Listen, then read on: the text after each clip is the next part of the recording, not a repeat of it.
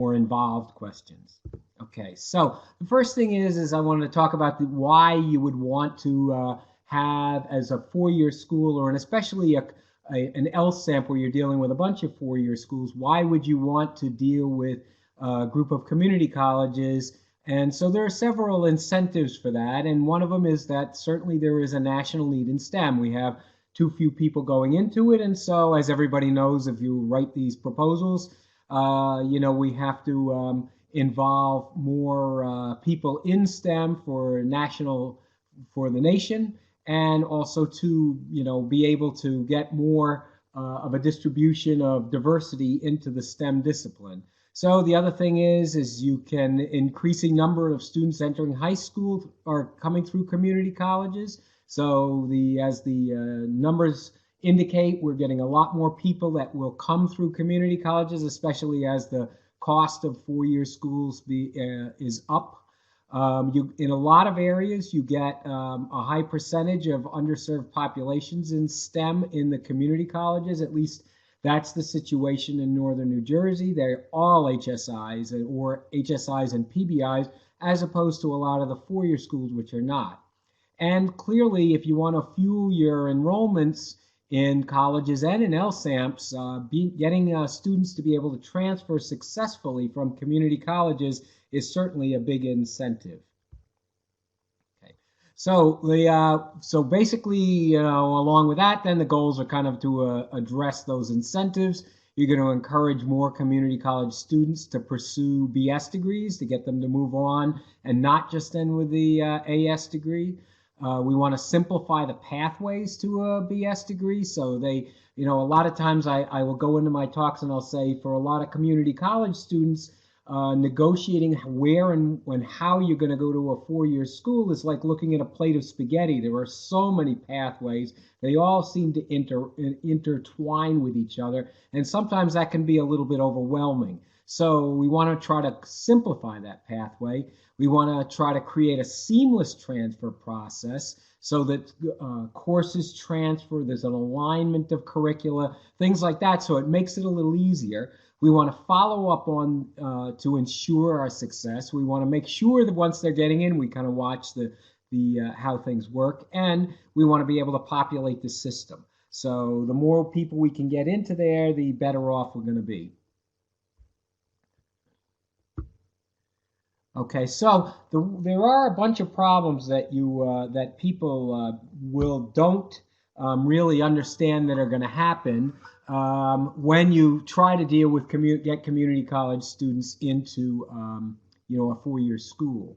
So there's first of all, really we get uneven student preparedness. So a lot of the students that come in, depending on the school, will be of various stages of preparedness. And this is kind of a strange thing for four-year schools, because most schools, you have a certain level that you shoot for in your incoming students, and you'll say, well, we want above this ranking class or above this score on your SATs, and pretty much people will come in at that level, and maybe the real good ones who are much better than what you're at and will go to a better school. So you wind up with all of the students being about the same.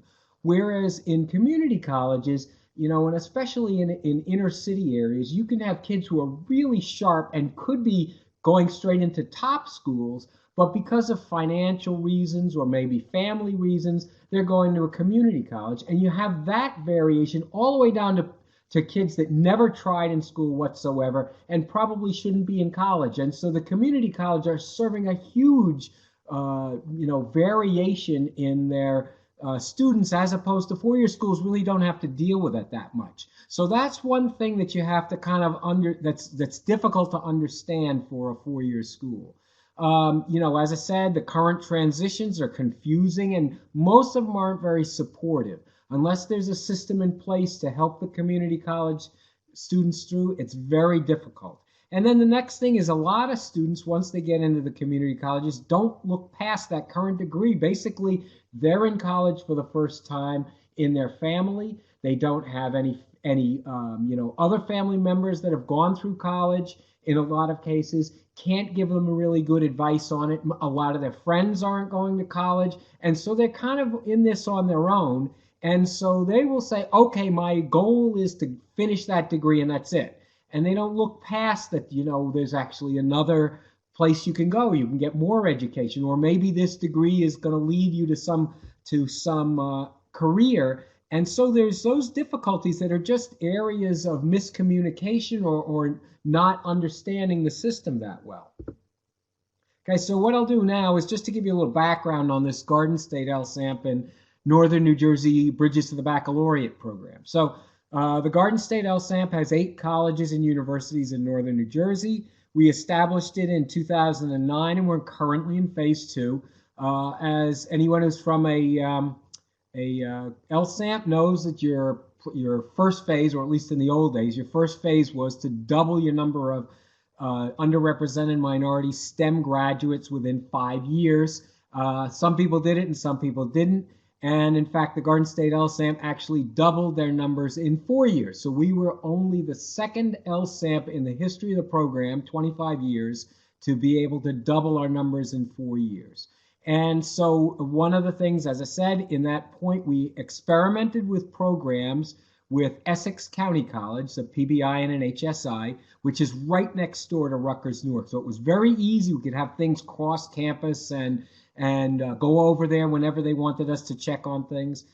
We added the 5 associate member community colleges of feeder community colleges to all of our LSAMP from around the area, and we established the Northern New Jersey B2B in 2013 to 14, and that basically the idea was to disseminate the GSLSAMP best practices, but we were doing it as 2 consortia interacting. So the LSAMP was a consortium of primarily 4-year schools, whereas the B2B is of 2-year schools. Okay, and so in New Jersey, you wind up spending a lot of time on the highways and traffic jams. So one day while I always wanted to get kind of a symbol for what it would be, what we could use to illustrate what it was like going from an associate's degree and all the opportunities ahead of you. So I was sitting in a traffic jam, and you might as well have something good come out of a traffic jam because not much else does. So I kind of came up with this picture, as you can see here, where, here was an associate's degree. Here's a person in community college, and the associate's degree should really be looked at as just a mark in the road, just a benchmark that you pass by and continue on to go on and do something else, to get at least finish up with a bachelor's degrees. And maybe after that you can go off and into a master's program or a PhD program, or maybe you'll go off into more of another medical degree or a law degree coming from there. But basically, only think of these things. Your education continues as a superhighway and doesn't necessarily stop just at the end of the degree. So basically, that was the idea. Don't think you stop just because you earned the degree. You got to keep going. Okay, so what do we do? So some of these are pretty much best practices for all LSAMP. So establishing a learning community is absolutely essential regardless of where you go. So we did that with our Garden State LSAMP, and really you get a bunch of students working together all with a common goal, and they'll help each other out, and certainly that works everywhere, and you have to establish that in both places. We did online resources for normalizing preparation because you get this uneven preparation, and I still get problems with some community college students who come in and they're really not ready to take on the courses at Rutgers University, and they have great difficulty in their first year, and it's a transition. So what we wanted to do is to try to normalize that so everybody comes in pretty much at the same level, and I'll show you some of those in a minute. We set up cross-campus peer-to-peer mentoring, which really seemed to work. You get students from 4-year schools, you connect them up with some mentees at a 2-year school, especially people who have made that transition before, and they can give good advice. They can give people, they can help them with classes, they can help them with their application process. It really worked out nice. The next thing is we did cross-campus research experiences. So actually I would recruit students from the 2-year schools and have them vetted by their professors and everything else, and then we bring them in for an interview, and if they were serious students, I would place them in research labs of faculty at the four-year schools. And so then not only did they get the research experience, but also they got the experience of going on to this other four-year campus and being able to, then see that next step of going to the four-year school. Next thing is we have full alliance events. So you bring everybody together a couple of times and show that this community is just bigger than the school you're at, but that represents a lot of places. Scholarly presentations. I put two of them on 2 weeks ago. I went to two community colleges and gave them presentations on a piece of research that was being conducted at the four-year school. And so if you can get a lot of people are certainly willing to come and give presentations at the two-year schools, and it's very rewarding because then you meet with students and they think maybe that's a way to go. We have transfer conferences where we would bring the community college students to Rutgers University, and they could take tours of the university and have talk to all of the admissions officers from all of the schools at the Garden State LSAMP. We have advisement and counseling for the students that we set up at each of the two-year schools. And, you have to generate enthusiasm. That's the big thing amongst people. And then also you start working with the administrative levels to have articulation agreements and alignment efforts instituted from the administrative level. And so obviously you need a supportive administrative staff to help that out. Okay, a learning community. As I say, this is something that's a best practice for all LSAMPs. Student work as a group for success. They all help each other out.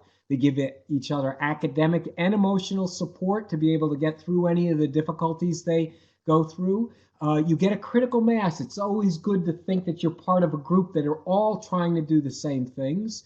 And the best thing that I've ever found with this is to have students ahead of you and behind you so that you know that you're not the only one doing this, that there are other people also trying to do the same thing, and it makes you feel part of a group and that you can be successful doing it. Okay, so as I said, the issues of preparations for transfer. Many of the STEM courses in community colleges are not taught at the same level as a four-year college. There's a problem that people don't understand from four-year schools is a lot of the community colleges rely on bringing in adjuncts to do a lot of the teaching. So there's not that many, full-time faculty like there are at a four-year school, at least in the ones that we've dealt with. And so therefore, being able to ensure that, the level that you're teaching at is the same all across the two-year campus, much less the same across a 2 to 4 year campus, is not so easy. So as I said, the less coverage, a lot of times if you get a lot of students in the class who really don't belong in college, they can hold the class back and the class doesn't get to the point where the professor really wants to. And then, as I said, the adjunct professors rather than the full-time faculty, oversight becomes an issue because you just don't know if they're really covering things as well as you would like. So competition is reduced at community colleges amongst the students in a lot of cases. There are also more personalized instruction at community colleges. And the ones we deal with, they really they will really model coddle the students in comparison to Rutgers, where they pretty much are left on their own. And what we can do then is focus on gateway courses and critical junctures. That's where we kind of really worked at this to move this process together. Okay, so one of the things we used is ALEX, and maybe some of you have already had some experience with ALEX, but this is a course, and here as it's now distributed by McGraw-Hill, it actually was its own company before when we started working with them. But what it does, which is very interesting, is that, since math really builds up from all of what you've learned all the way back from first grade, all the way up to college, you have a lot of areas that you're supposed to remember from back when. And a lot of times people are possibly not completely prepared in those old areas, or maybe they just don't remember. And so they have weak spots in their preparation. And a lot of that when you get into the upper level classes, you're sitting in a calculus class and they say, okay, we're gonna, we're gonna do the differential on the cosecant, and you say, geez, cosecant, and then you lose focus on the course, and it gets away from you, and people don't do so well. So what this does is it gives you a little test in front end, and it sees where your weaknesses are, and then builds an individual program that you can do at a self-paced rate to be able to then fix up all of those spots in your background that might need a little bit of work. And so we found this to be very useful. So I'll show you a little study we did when we started this out. And we modified the program, and our modifications were that you can't just let students do this on their own. Because after all, if they were going to study on their own, they wouldn't need it. So a lot of the students who really need something like this don't put the effort into the first place. So we would get them to sit in the room. We'd get them to do part of the program in front of us with no distractions, and and making sure they're working consistently at it. And we would time that out to see how much they should do at any given time. And then we could watch them as they worked at home to make sure that they were actually doing the work. If they had a problem, we had people ready to answer them and help move them on. If they didn't make a solid effort, we would call them back in and make them sit in front of us and work. And so therefore, those were the big modifications that we did. So my test case was with 28 LSAMP scholars. They had a cumulative GPA in math of 1.8 coming into this. So these are C minus D plus math students. We did a 6-week summer program. As long as they put in 3 to 4 or more hours per week, we considered that, that they were making headway, and they should have been able to complete the program. The same group the following fall achieved a 3.45 in their math courses. So therefore, this thing worked phenomenally well. And we've seen, we just got an award for being a bright spot for Hispanic education by the White House. I had brought a student in to talk about her experience, and she had failed pre-calculus twice, and then did this ALEX program for 6 weeks, under the same guidance we have here. And the following fall, she just missed an A, wound up with a B plus in math. So here's somebody, she should have failed again. You fail twice, you're going to fail again. And it was just, this program is that powerful. So we disseminated it to the rest of the Alliance, and we made it a prime practice for the Northern New Jersey Bridges to the Baccalaureate, which means that all the students who would come into the LSAMP from the B2B would all have the same level of math, or at least this should be the same ability in math once they come in. Well, at least that's the idea. So that was the first one. The second one we had was an academic success boot camp. And a lot of students are, at risk, okay? They start to plummet in their grades. You can watch them go down to a 2.2 or 2.1, or even on academic probation. And so we said, ooh, these people are going to drop out of school if we don't do something. So we put together this modified, it's a Pearson's My Foundation Lab. I mean, that's a common program. Again, our modification was similar. You got to watch them. You have to monitor them. You have to call them in when things go wrong. You have to make sure you know what their pace is supposed to be, so they're not watching TV or talking on their phone while they're supposed to be working. And we can watch all that from home and then bring them in and make them work in front of us. So these things were basic things for college: time management, note taking, studying, test taking, writing research papers, everything. So we brought together a group of students as our test, 16 students, about a 2.0 GPA, all plunging, half of them on academic probation, put them through the 6-week program for the 16 students, 3 to 4 hours a week. 12 completed the program. The following semester, they were 265, 282, 297. We had a couple of them wound up in graduate school with 3 5s. The 4 who didn't complete, the following semester, 3 of them survived. They made a 1.58. By the following semester, all of them were gone. So therefore, this saves those students from, the worst thing you can do is have, start putting time into a student, get them in the middle of a program, and have them drop out of school. So this was very useful for that. The next thing is we had this 4-year to 2-year cross-campus peer mentoring. We took four-year students who transferred in, made a successful transition, knew what was going on between the two. We had them meet in person, social media, phone, text, email. I'm doing it again this year. I, in fact, got a supplemental grant from the state. We now have 14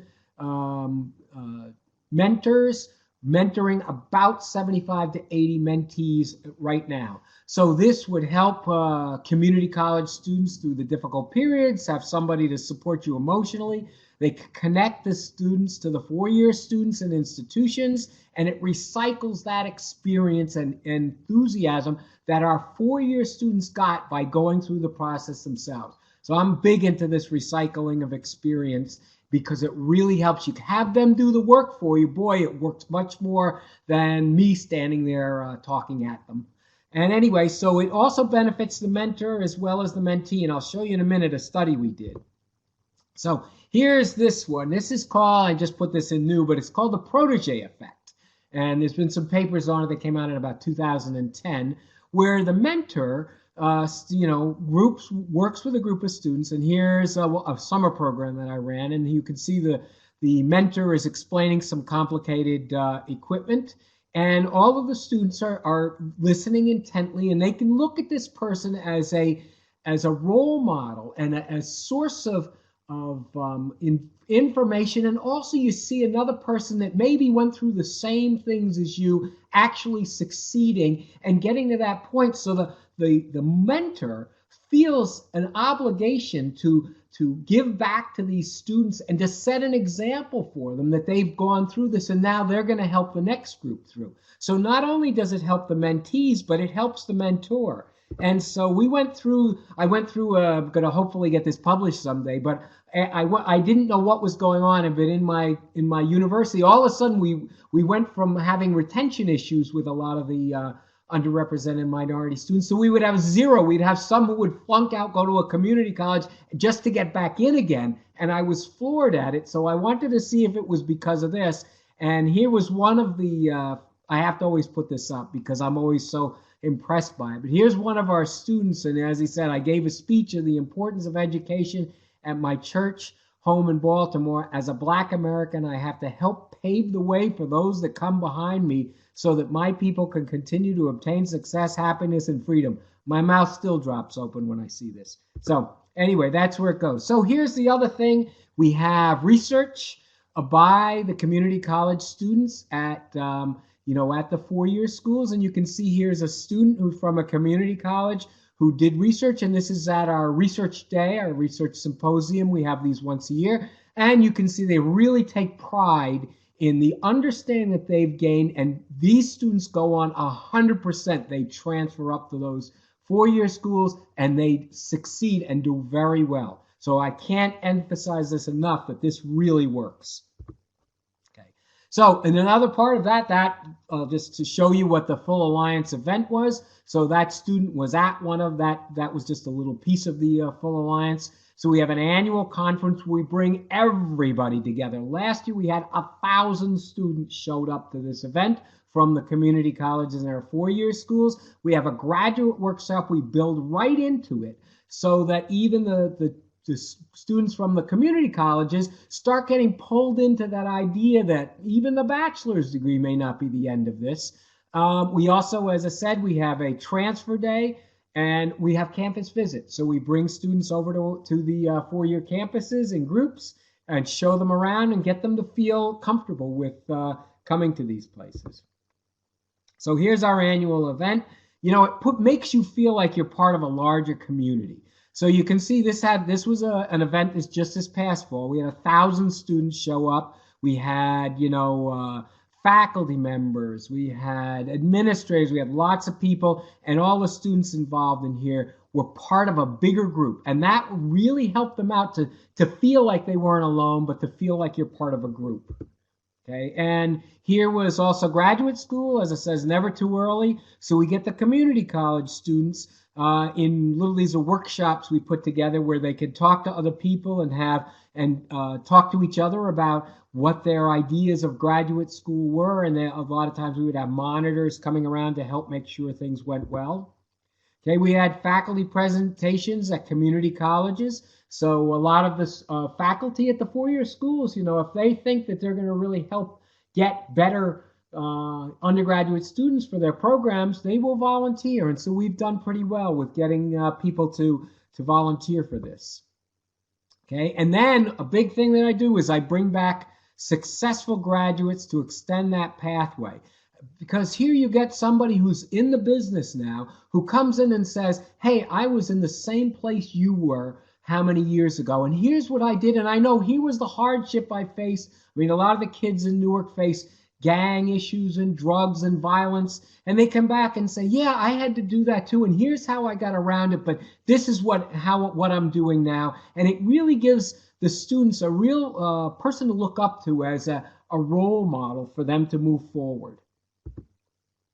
Okay, here's our transfer day. We had students man most of these booths to have them, and we grouped them differently a little bit than a regular transfer day where we would just meet with the colleges. We had the students first meet with other students who were Garden State LSAMP students who had transferred and were in specific disciplines. So we had them go by discipline so somebody could give them direct advice on, oh, here's my experience. I went into I looked into this school. They have this. That's why I wanted to go there, whatever the case is, and then go and look into the college. So we did it interest by field first and then by college.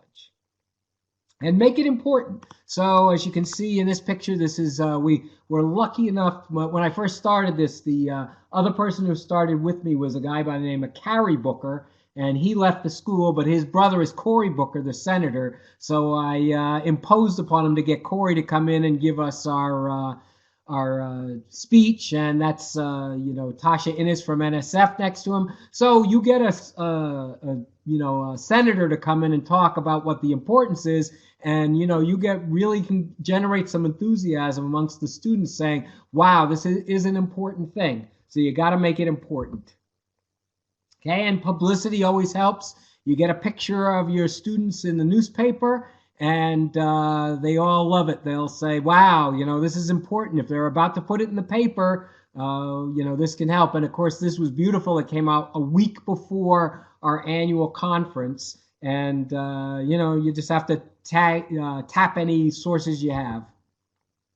Okay, so here's a couple of items you got to watch. So the community colleges don't often deal with a National Science Foundation. So if you're going to go after a grant through NSF, you got to watch this. And I've been on panels a couple of times with the head of the, OSRP of the research office will be the PI on the proposed grant. NSC, and the panel just went, oh my God, you can't do that. I had an STEM I applied for last fall, and I had 5 other community colleges on it. Nobody was registered for NSF. Not a single person. I had to submit it by myself, and of course it got turned down because you need to get, so you have to, if you're going to involve people and you want them to be co-PIs, and you definitely do because it looks better to the panel that you have buy-in from all of the other schools, you got to start early because a lot of them are not registered with NSF.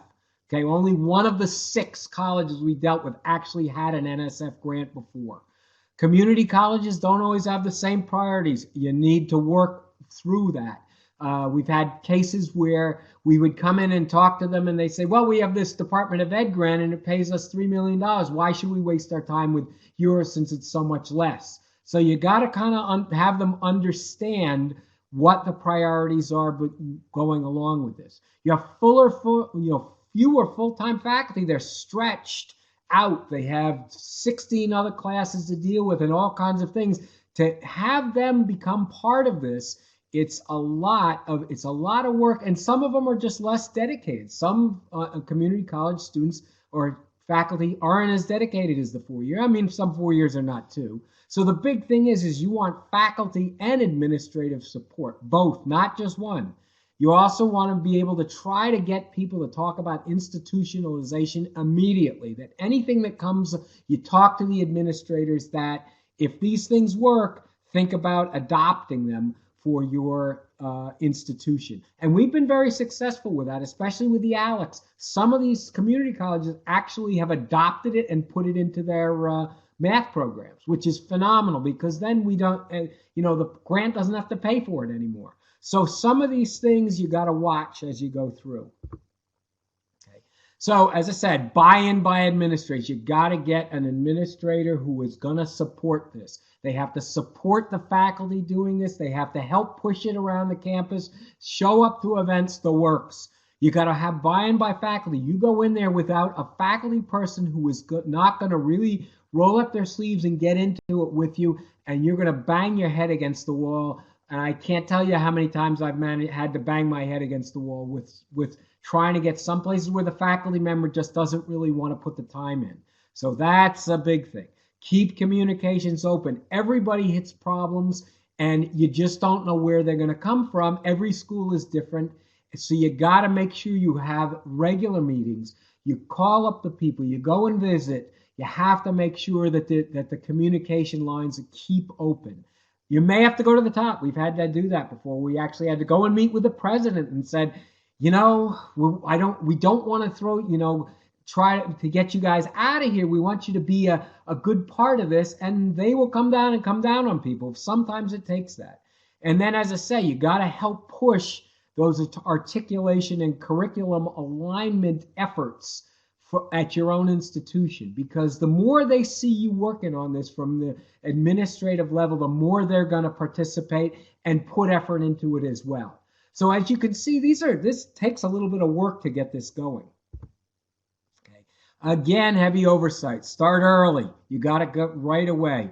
Faculty administrators are not registered with NSF and don't know how to do it. We already went through that. Review documentation and practices and make sure everything is followed. I mean, a lot of these, grants, you have to follow things to the letter. Got to make sure everybody understands it. Okay. Also, as I said, WebAMP. If you're going to do if this is for LSAMP, WebAMP is important, and you got to make sure that they do it correctly. We've had all kinds of problems with ours. Visit. Make sure you show up. Don't just assume that everybody's going to do it on their own. Okay. Next. Okay, so summary. I see somebody had their hand up, so I'm going to have to figure out how to do that in a minute. So you got to entice the community college students into the pathway, prepare them for a seamless transition to a 4-year program. Okay, so first you got to entice them. You got to get them into it. A lot of people will not join. You have to tell them the reason why the community colleges should participate in this. So you're going to have to go to the community colleges, work with the faculty, work with the administrators, and be able to try to get the word out to the community college students that they should continue on past that associate's degree. We want to prepare them for a seamless transition as best you can to have them understand what they'll need to do and what things they can do to get them to move ahead. You want to make the transition as simple as possible and as inviting as possible. Make it friendly. As I said, people look at this as a plate of spaghetti. Where can you trace one line of spaghetti all the way up to the other side of your plate? You can't. So that's the big thing. Follow up on transfers. Watch those critical junctures. There are certain spots, calculus, chemistry, things like that, where you're going to lose them. And so you watch the critical junctures. This is a big thing even at the graduate level. There's a big program, Fisk Vanderbilt, where they watch all those critical junctures, handoffs between the different programs, and make sure you don't have people fall between the cracks because you lose them. Okay. Next thing is working closely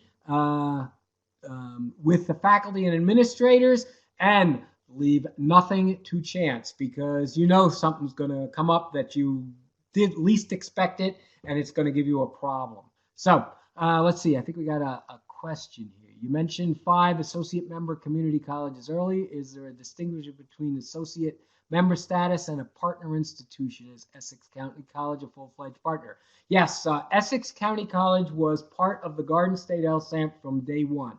The community colleges we added later, and we put aside some money for the associate members so they could participate as well. We did not have that much, flexibility in the budget, but nonetheless, and we had them so that we could have faculty go over and give talks, advise them, things like that. If they wanted to have people come, we'd have people give them tours, just things like that. We couldn't put much money into it.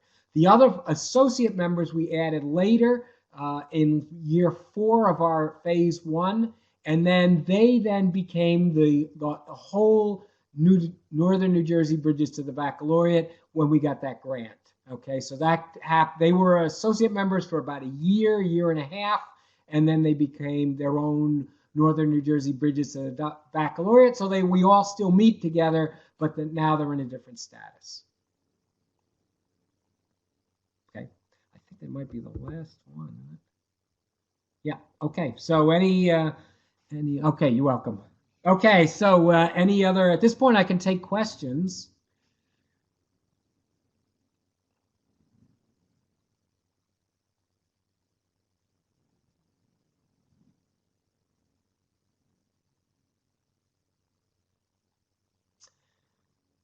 Okay, the first question is, have you seen increased enrollment at your community college, or is it too soon for those results? We see the transfer we see is working very nicely. So our transfer numbers are all up. I think we had some very nice results that we tied directly to the mentoring, the 4-year to 2-year mentoring. We had an increase in transfers by about 30% that year. And we had a decrease in our LSAMP members that were on academic probation by 25%. So the cross-campus mentoring program showed very good results. And as I said, when we have the students doing the research experiences, we're getting very good transfer rates. We had, as I said, we sponsored 56 research experiences from 2-year colleges to 4-year colleges last year, and every single one of those students transferred. So we had 100% transfer rate. Now, of course, these are better students to begin with. They may have transferred anyway. I can't really say we haven't done the study where we have compare it to other years, but nonetheless, that's what we have done. As far as the enrollments at community colleges, we're kind of in a bad spell right now because I don't know if this is nationally, but certainly in the Northeast, we peaked out in our birth rate they peaked out at about 2009. It's coming downhill now. So in fact, our enrollments at most of our community colleges have gone down over the past 2 years, which is not good. So.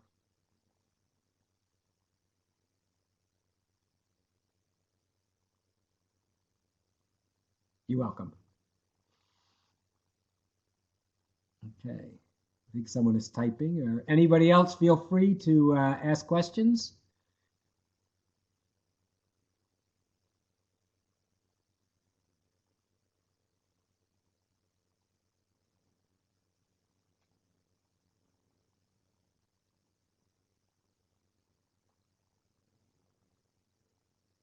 I will answer them in a row. Okay. Does New Jersey have standardized course numbering and curriculum alignment statewide? I think I'm losing that. Statewide is one of our issues in Virginia. Individual 4-year schools have their own articulation agreement and courses aren't standardized. So what may be accepted as transfer credit at one 4-year school is not accepted in another. This makes it difficult unless they're transfer students are known at the beginning of the career that they will transfer. Yep, that is definitely a problem. New Jersey has a couple of things in place that are very useful.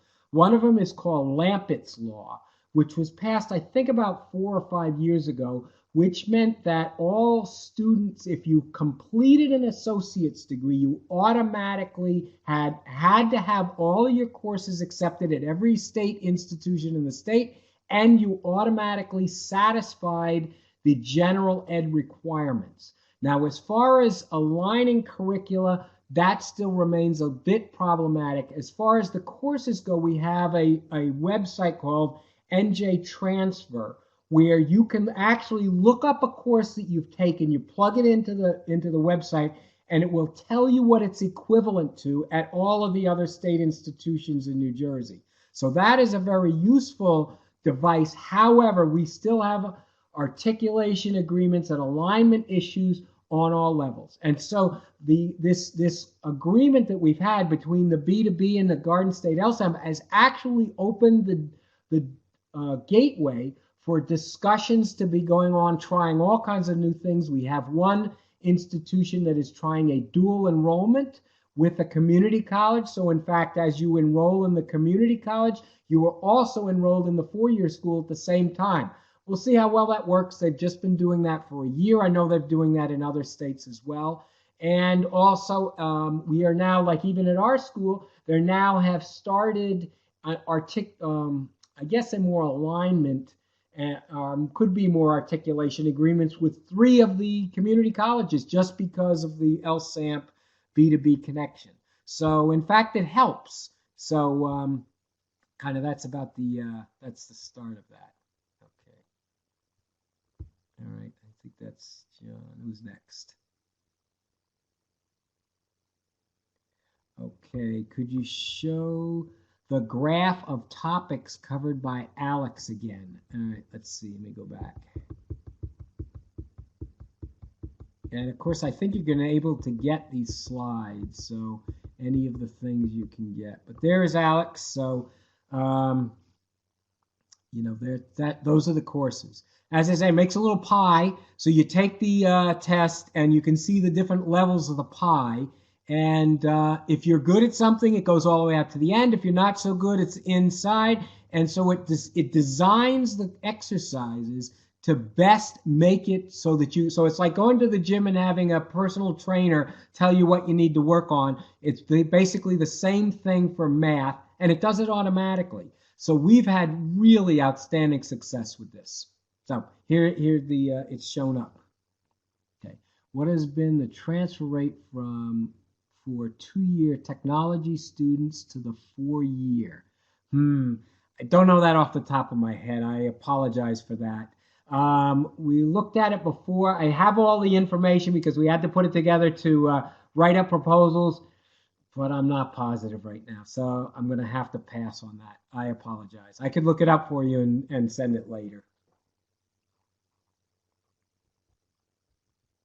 Okay, do I have any other questions here? Any other questions at this point? Okay, good. Okay, so the course content, you're welcome. So the course, could you describe the course content of My Foundations Lab a bit more? Okay, so basically, again, it's broken into different modules that the students will then look at, and the content is, you know, it's for basic preparedness for college. And it works very well. You know, we did it for our students coming in, who would come in and really didn't understand what it meant to be a college student, didn't understand time management, how to take notes, how to study. Those are the things that it has. So it's study skills, it's time management, it's note taking, it's it's how to write research papers. There's even a math module in here. And you know, if you go to, you can certainly go online to Pearson and see what they offer. But we modified it because, again, if you have students that really, you know, especially the ones who are at risk, they wouldn't be at risk if they weren't having problems. So the best thing to do is to monitor those and have somebody watch over it. We used our LSAMP students. We paid them to monitor the system, and then they could just tell us if somebody really wasn't progressing the way they had when we had them in the room. Because a lot of the work they can do at home, you really don't have to have them in a lab to do that. So we actually let them work remotely in most cases, and the ones that did fine at home and were making good progress, we didn't even bother to make them come in, except once every week or two. We'd have them come in just to meet with us to make sure that there weren't any problems. But that's all we did with that. And you know, the ones who did have problems, we would ask them to come in on a regular basis, and then we could help them to make sure that they were progressing well. But all it does is it tells them how, basically all the basic skills of how to be a college student. Okay. Do you incentivize four-year faculty to engage, make presents, mentor, etc. at the two-year schools? If how? Ooh, that's a tough one. Luckily, we've had a lot of, obviously some faculty members are going to want to do this because they're good citizens of the school and other ones won't. So we mostly do it on a voluntary basis, and you'd be surprised, especially if you can get the dean or provost or chancellor or whatever to tell people that this is a priority. And then they will actually get involved. So we've had pretty good luck in that we have not, and especially with the LSEP, we didn't pay them anything to sponsor those students over the summer. The B2B pays the four-year schools some lab costs, $300 or $400, that's it, to be involved. Otherwise, everything else is done purely on a voluntary basis. And you would think in New Jersey, nobody does anything on a voluntary basis. But in fact, everybody did. So I'm very, happy with that. Okay, what's the next one? Okay, that's the incentivizing. Has your institution partnered with the GEM Grad Lab? No, not yet. I shouldn't say this, but at the graduate level, we're working on it now to try to move things forward on the graduate level. It's not as good as it could be, but we're starting to move forward on improving. Obviously, a couple more years, we're going to try to go for the Bridges to the Doctorate program here, but right now we've got a ways to go. So. Okay, the next one is, will we get a copy of the slides and the recording or just the thing? That's John. Okay, you're welcome. Welcome everybody. Okay, I think we still have a few more minutes, so.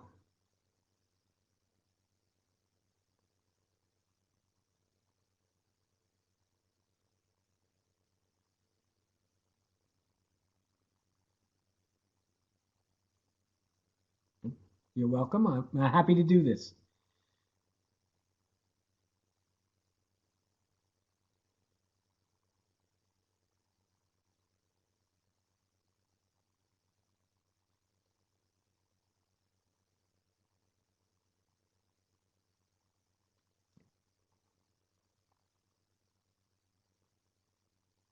Oh, great.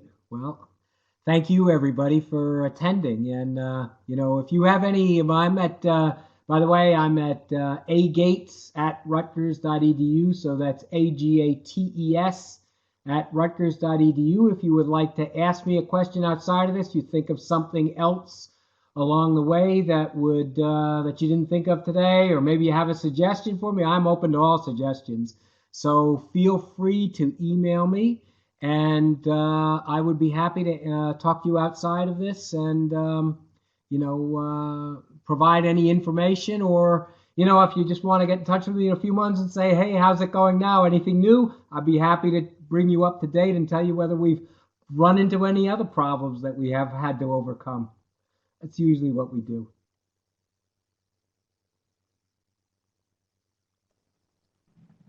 For those of you that are still in the room, if you can take a minute and fill out the evaluation in the evaluation link pod in the lower left-hand corner, we'd appreciate it. If not, if you've given me your email address, you'll receive an email with a link as well to the eval so that we can let Dr. Gates know what we think about him. Yeah, be nice. Yeah, be nice.